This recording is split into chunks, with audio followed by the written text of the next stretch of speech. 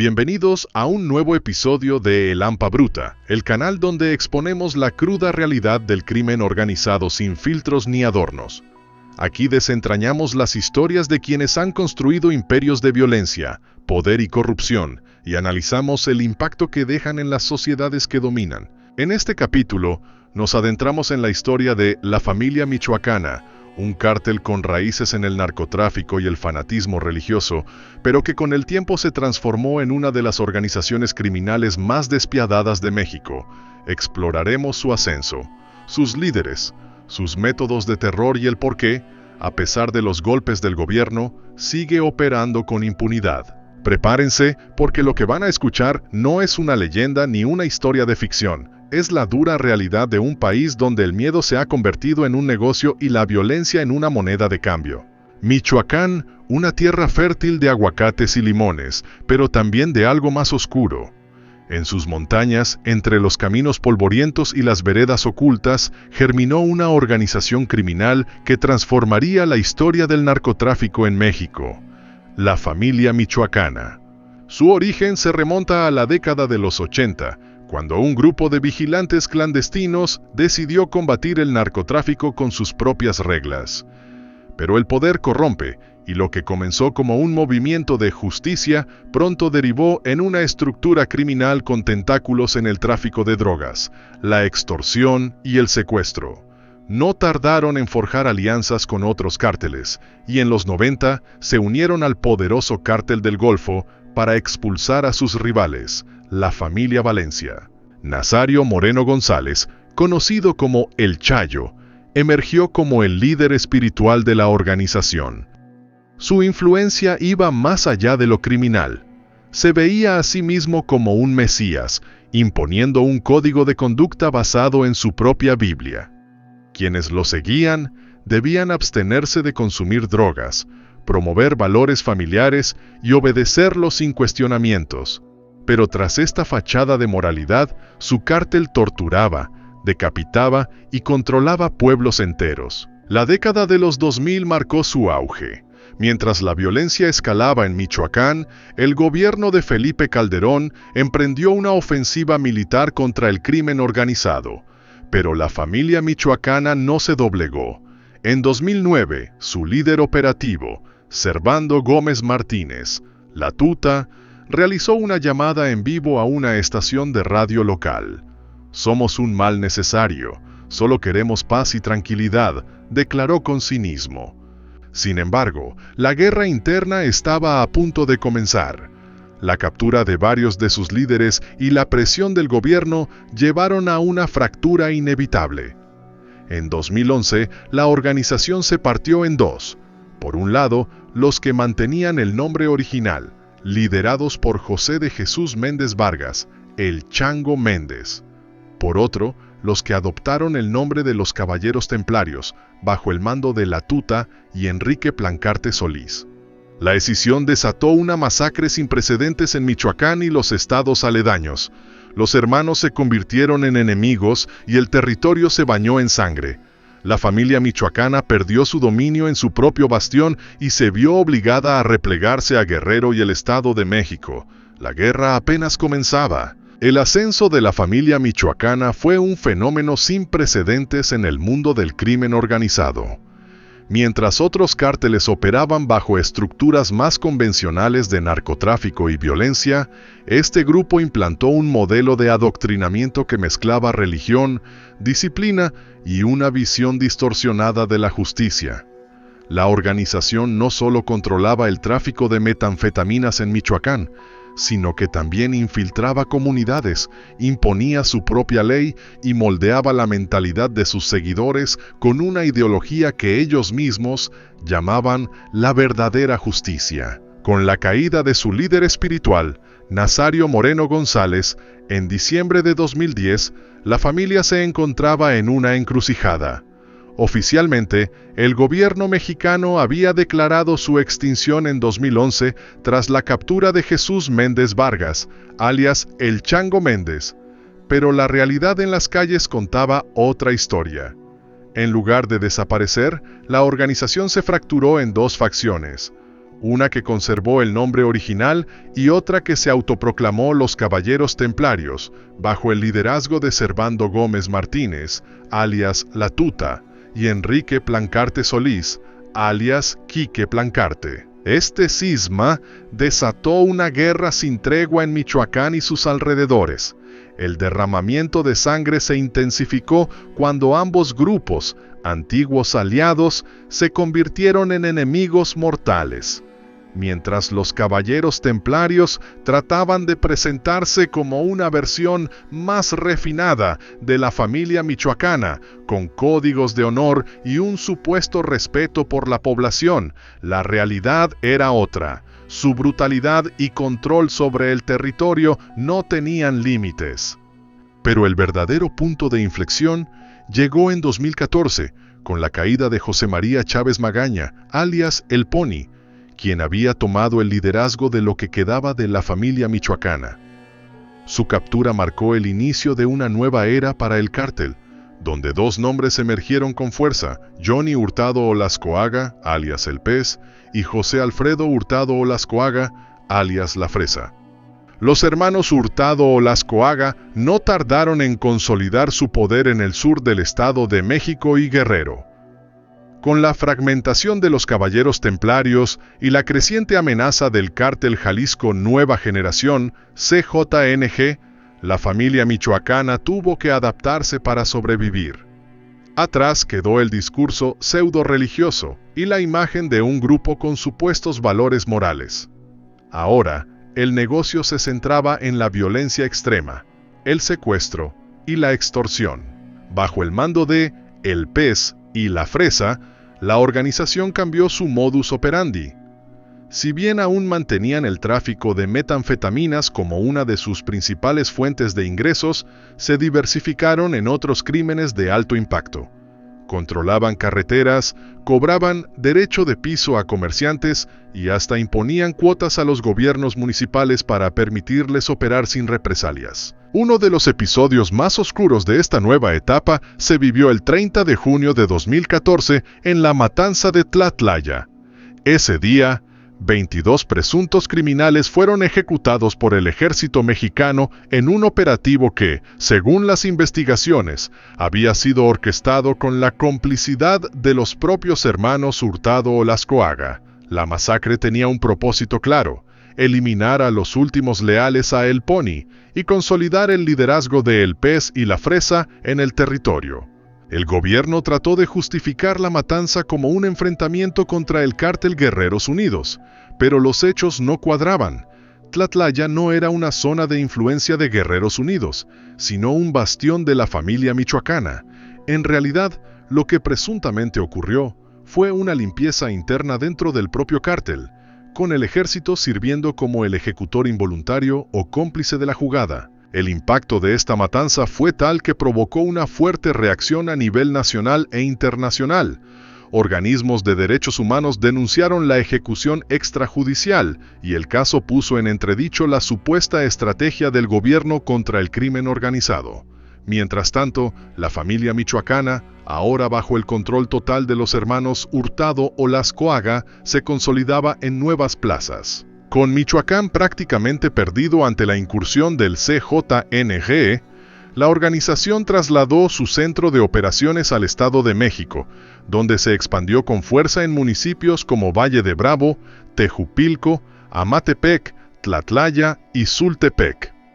A pesar de la presión de las fuerzas federales, su influencia se mantuvo intacta gracias a la corrupción y la cooptación de funcionarios locales. Sin embargo, a pesar de su control territorial, la guerra con el CJNG era inminente. Los de Jalisco no solo querían Michoacán, sino también el Estado de México, lo que obligó a la familia michoacana a buscar aliados desesperadamente. Su nueva estrategia fue unir fuerzas con los remanentes de los Viagras y lo que quedaba de los Caballeros Templarios, formando una coalición improvisada para frenar el avance del CJNG. El conflicto entre estas dos organizaciones no tardó en escalar. Masacres, emboscadas y enfrentamientos brutales se volvieron parte del paisaje en la Tierra Caliente. En varias ocasiones, la familia michoacana recurrió a tácticas de terror, difundiendo videos donde exhibían la ejecución de rivales o colocando cuerpos desmembrados en plazas públicas como advertencia. En paralelo, las autoridades estadounidenses también mantenían los ojos sobre ellos. Desde la década de los 2000, la familia michoacana había establecido una red de distribución de drogas en Estados Unidos, y en 2009, el Proyecto Coronado había resultado en la captura de más de 1.186 miembros del cártel en territorio estadounidense. Pero a pesar de estos golpes, el flujo de drogas nunca se detuvo. En el Estado de México, la organización se dedicó a otra práctica siniestra: el reclutamiento forzado de menores de edad. A los jóvenes se les ofrecía dinero, armas y poder, pero una vez dentro, salir era imposible. Niños de 13, 14 o 15 años eran entrenados como sicarios o utilizados como halcones, espías. Las redes sociales se llenaron de imágenes de estos jóvenes mostrando rifles de asalto y fajos de billetes, creyéndose parte de un mundo del que no tenían escapatoria. Con cada año que pasaba, el liderazgo de El Pez y La Fresa se mantenía, pero el territorio de la familia michoacana se reducía poco a poco. Con la expansión del CJNG y la inminente respuesta del gobierno, el cártel se encontraba en una situación crítica. ¿Podrían resistir el embate de sus enemigos o estaban destinados a la extinción? La familia michoacana, en su lucha por sobrevivir, pasó de ser un cártel con una supuesta ideología pseudo-religiosa a convertirse en una organización criminal despiadada, enfocada en la violencia extrema y la dominación territorial.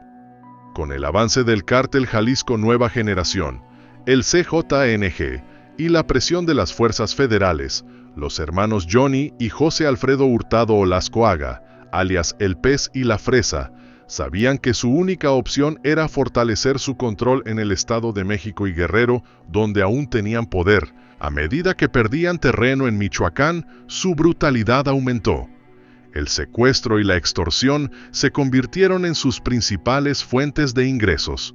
Los comerciantes, transportistas y hasta pequeños empresarios eran obligados a pagar cuotas para seguir operando, y aquellos que se negaban terminaban ejecutados o desaparecidos.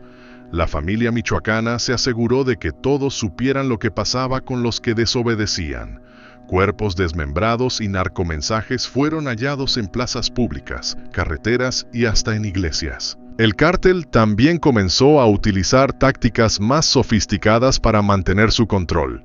Infiltraron gobiernos municipales, colocando en puestos clave a funcionarios que trabajaban para ellos. Los policías locales, en muchos casos, no eran más que una extensión del cártel, protegiendo sus operaciones y eliminando rivales bajo el disfraz de enfrentamientos oficiales. Uno de los eventos más impactantes de esta nueva era fue la masacre de Texcaltitlán, ocurrida en diciembre de 2022. En esta ocasión, un grupo de pobladores armados se enfrentó a sicarios de la familia michoacana que intentaban extorsionarlos. El resultado: 14 criminales muertos y la humillación pública del cártel. Este evento demostró que, aunque su dominio era fuerte, el hartazgo de la población comenzaba a generar resistencia. La familia michoacana no tardó en responder con su característico salvajismo. Días después, se reportaron secuestros y ejecuciones de varios pobladores que participaron en la resistencia. Pero lo que más impactó fue la manera en que el cártel buscó recuperar el miedo de la gente. Quemaron casas, colgaron cuerpos en puentes y dejaron mensajes amenazantes en las comunidades rebeldes. Si bien el Estado de México se convirtió en su refugio, la verdadera zona de guerra estaba en Guerrero, donde el CJNG intentaba quitarles el control. La familia michoacana sabía que no podía enfrentar al cártel de Jalisco directamente, por lo que optó por una estrategia diferente: alianzas estratégicas con otros grupos criminales. Uno de sus aliados más importantes fueron los Tlacos, un grupo armado que operaba en Guerrero y que compartía un enemigo en común: el CJNG. Juntos, lanzaron una serie de ataques coordinados contra células del CJNG en la región de Tierra Caliente, logrando frenar su avance momentáneamente. Sin embargo, en Guerrero, la familia michoacana no solo combatía a otros cárteles, sino también a comunidades armadas que se oponían a su control. En varias ocasiones, el cártel atacó pueblos completos, obligando a los habitantes a huir o someterse. Los niños y jóvenes eran reclutados a la fuerza, y las mujeres eran secuestradas con fines de explotación. Uno de los casos más aterradores ocurrió en Coyuca de Catalán, donde el cártel incursionó en una comunidad entera, ejecutando a familias completas bajo la sospecha de que colaboraban con grupos de autodefensa.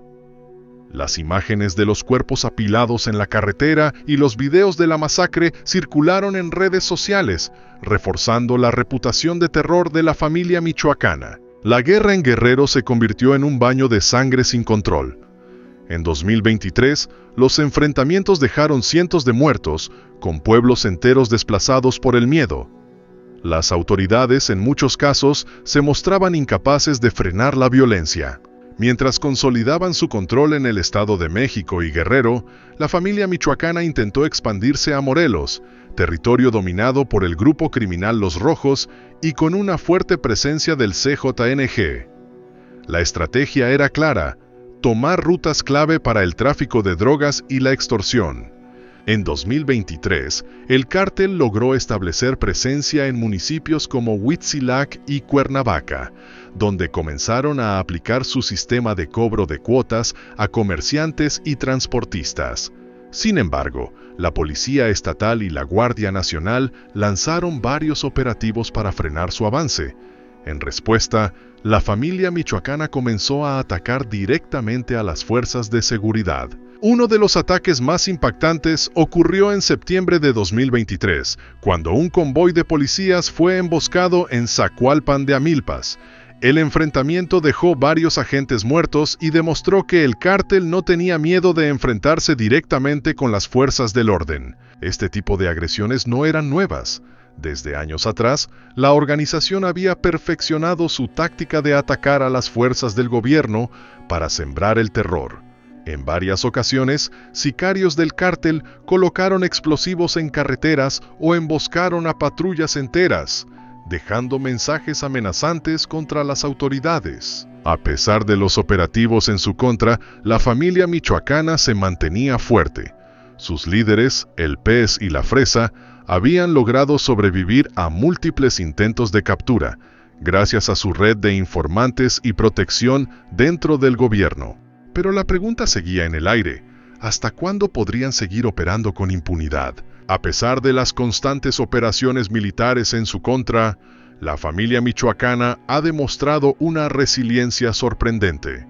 A diferencia de otros cárteles que han colapsado tras la captura de sus líderes, esta organización ha logrado adaptarse, reestructurarse y expandirse, manteniendo su dominio en regiones clave. Los hermanos Johnny y José Alfredo Hurtado Olascuaga, alias El Pez y La Fresa, han evitado su captura gracias a una red de protección que, presuntamente, involucra a políticos, empresarios y fuerzas de seguridad corruptas. Cada intento de arresto ha sido frustrado por filtraciones de información o violentos enfrentamientos con sicarios del cártel. Uno de los ejemplos más claros ocurrió en 2023, cuando la Guardia Nacional lanzó un operativo en Arcelia, Guerrero, con el objetivo de capturar a El Pez. La operación terminó en un desastre. Los sicarios del cártel emboscaron a los militares, dejando varios heridos y obligando a las fuerzas federales a replegarse. En el Estado de México, la familia michoacana ha logrado un control casi absoluto en municipios como Tejupilco, Amatepec y Lubianos, donde la población vive bajo su dominio. Los habitantes deben pagar derecho de piso por cualquier negocio, desde tiendas pequeñas hasta transportistas. Incluso cobradores del cártel recorren las calles como si se tratara de una oficina gubernamental de impuestos. A diferencia de otros cárteles que buscan operar en las sombras, la familia michoacana utiliza el miedo como su principal arma. Sus tácticas incluyen decapitaciones y desmembramientos públicos, con videos difundidos en redes sociales para infundir terror, ejecuciones a familias completas cuando algún miembro se niega a pagar extorsiones, colocación de narcomantas con amenazas directas a funcionarios y rivales y ataque a caravanas de seguridad pública, demostrando su capacidad de enfrentamiento. Uno de los episodios más violentos ocurrió en 2023 en el municipio de Citlala, Guerrero, donde sicarios de la familia michoacana incendiaron varias casas y asesinaron a más de 10 personas acusadas de colaborar con el CJNG. Los cuerpos fueron abandonados en la carretera con narcomensajes amenazantes. El objetivo del cártel es claro: mantener el control total a través del terror, eliminando cualquier intento de resistencia. A pesar de la presión gubernamental y el avance de grupos rivales como el Cártel Jalisco Nueva Generación, el CJNG, la familia michoacana sigue siendo una de las organizaciones criminales más activas y violentas de México. Su presencia en el Estado de México, Guerrero y Morelos sigue firme, y su estructura de liderazgo ha demostrado ser resistente a los golpes del gobierno. Sin embargo, hay factores que podrían acelerar su declive, como por ejemplo, en primer lugar, mayor presión del gobierno federal. Si las fuerzas de seguridad deciden enfocarse en desmantelar completamente su red de protección, los hermanos Hurtado podrían ser capturados. En segundo lugar, expansión del CJNG. El avance de este cártel en Guerrero y Morelos podría debilitar a la familia michoacana, obligándola a reducir su territorio. Y por último, resistencia de la población. Eventos como la masacre de Texcaltitlán, donde civiles armados enfrentaron a los sicarios, muestran que el miedo podría no ser suficiente para controlar a las comunidades. Aún así, la familia michoacana no es un cártel en decadencia. Mientras siga generando millones de dólares a través de la extorsión, el narcotráfico y el secuestro, su reinado del terror continuará. La historia de la familia michoacana es un ejemplo de cómo el crimen organizado en México ha evolucionado, adaptándose a los cambios y resistiendo los embates del gobierno. No es solo un cártel de droga, es una organización criminal que ha convertido la violencia en su identidad y el miedo en su mayor fortaleza. Mientras no haya una estrategia real para combatir su poder, seguirá operando con total impunidad, sembrando terror en las regiones que controla. El mensaje de la familia michoacana es claro: o pagas o mueres, y hasta ahora nadie ha sido capaz de frenarlos. La historia de la familia michoacana es un reflejo de un sistema fallido donde el crimen organizado no solo sobrevive, sino que se fortalece en la corrupción, la impunidad y el abandono del pueblo por parte de las autoridades. Es el resultado de décadas de desigualdad, falta de oportunidades y una guerra contra el narcotráfico que parece más un espectáculo mediático que una estrategia real para erradicar el problema. Pero en medio del horror, siempre hay resistencia. La gente que se niega a vivir con miedo, las comunidades que se organizan para defenderse, los periodistas que exponen la verdad y los ciudadanos que, desde su trinchera, buscan construir un país donde la justicia no sea una utopía. El poder del pueblo puede llegar a ser más grande de lo que imaginamos, pero requiere unidad, conciencia y acción. La pregunta es: ¿seguiremos aceptando la violencia como parte de nuestra realidad o finalmente cambiará algún día? Déjanos tu opinión en los comentarios. ¿Crees que México y el mundo pueden encontrar un futuro sin crimen y corrupción?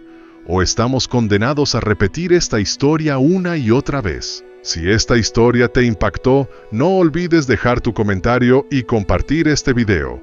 En el Lampa Bruta seguiremos trayendo las historias más complejas del crimen organizado. Nos vemos en el próximo capítulo. Hasta la próxima.